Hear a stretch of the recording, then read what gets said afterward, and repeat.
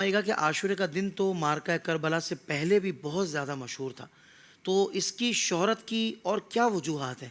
اعوذ باللہ من الشیطان الرجیم، بسم اللہ الرحمن الرحیم۔ محرم الحرام ان 12 مہینوں میں بہت برکتوں اور رفتوں والا مہینہ ہے، اور اس کی رفتوں کا اندازہ اس بات سے بھی ہو سکتا ہے کہ اگر ہم قرآن مجید میں دیکھیں تو 4 حرمت والے مہینے ہمیں نظر آتے ہیں جی جن کا بڑا احترام ہے، اور ابتدائے اسلام میں ان مہینوں کے اندر جنگ و جدال اور قتل و غارت گریبی منع تھی۔ یہ 4 مہینے کون سے ہیں؟ ایک تو 3 مہینے تو ایک ساتھ آتے ہیں، ذی القعدہ، ذی الحجہ اور محرم الحرام، اور ایک رجب کا مہینہ ہے۔ تو اللہ تبارک و تعالیٰ نے 12 مہینوں میں سے ان 4 مہینوں کو خصوصی ایک اسٹیٹس، حرمت والا اسٹیٹس عطا فرمایا ہے۔ اسی طرح اگر ہم دیکھیں تو حضور علیہ الصلوۃ والسلام نے خاص محرم الحرام کے حوالے سے ارشاد فرمایا کہ محرم الحرام کے ہر دن کا روزہ ایک ایک ماہ کے روزے کے برابر ہے۔ اسی طرح حضور علیہ الصلوۃ والسلام نے ارشاد فرمایا، مسلم شریف کی حدیث ہے کہ رمضان المبارک کے بعد محرم کا روزہ افضل ہے، اور فرض کے بعد افضل نماز رات کی نماز ہے۔ تو عاشورے کے علاوہ بھی اگر اس پورے مہینے کو ہم دیکھیں تو اللہ تعالیٰ نے اس کو محترم مہینوں میں شامل فرمایا۔ ہر ایک دن میں ایک ایک مہینے روزے کے ثواب کا تحفہ عطا فرمایا۔ یہ ایک شاندار مہینہ ہے، اس کی برکتیں، رفتیں جتنی زیادہ انسان لوٹ سکے اتنی اسے کوشش کرنی چاہیے۔ علماء کرام نے احادیث کی روشنی میں اور تفاسیر کی روشنی میں بہت ساری وجوہات لکھی ہیں کہ مارکہ کربلا سے پہلے بھی عاشورے کا دن بہت زیادہ مشہور ہوا کرتا تھا۔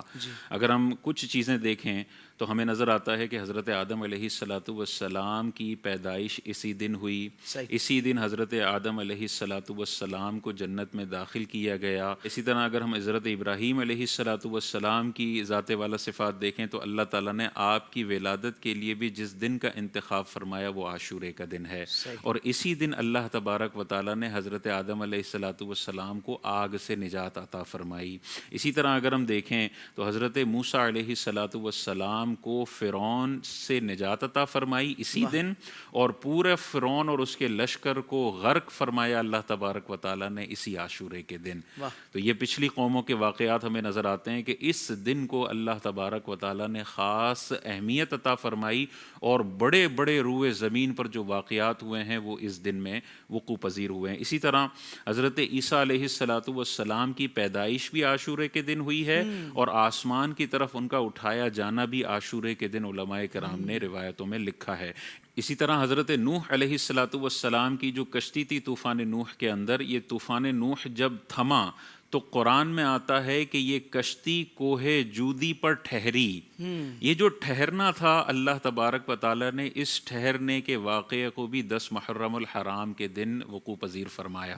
اسی طرح ہمیں نظر آتا ہے کہ حضرت سلیمان علیہ الصلوۃ والسلام کو اللہ تعالیٰ نے بڑی عظمتوں والی بادشاہت عطا فرمائی تھی۔ یہ بادشاہت آپ نے اللہ تعالیٰ سے مانگی اور یہ دعا قبول ہوئی، اور بادشاہت ملی تو کس دن ملی؟ عاشورے کے دن اللہ تعالیٰ نے عطا فرمائی۔ اسی طرح حضرت یونس علیہ الصلوۃ والسلام جو مچھلی کے پیٹ سے باہر تشریف لائے وہ بھی عاشورے کے دن اللہ تعالیٰ نے نعمت عطا فرمائی۔ اسی طرح حضرت یعقوب علیہ الصلوۃ والسلام کی جو بینائی لوٹی وہ بھی عاشورے کے دن ہے۔ اسی طرح حضرت یوسف علیہ الصلوۃ والسلام کے کنویں سے نکلنے کا جو دن تھا وہ بھی عاشورے کا دن تھا، اور پھر معرکہ کربلا ہوا وہ بھی عاشورے کے دن، اور اللہ تبارک و تعالیٰ نے قیامت کے دن کے لیے بھی جس دن کا انتخاب فرمایا وہ جمعے کا دن ہے اور عاشورہ کا دن ہے۔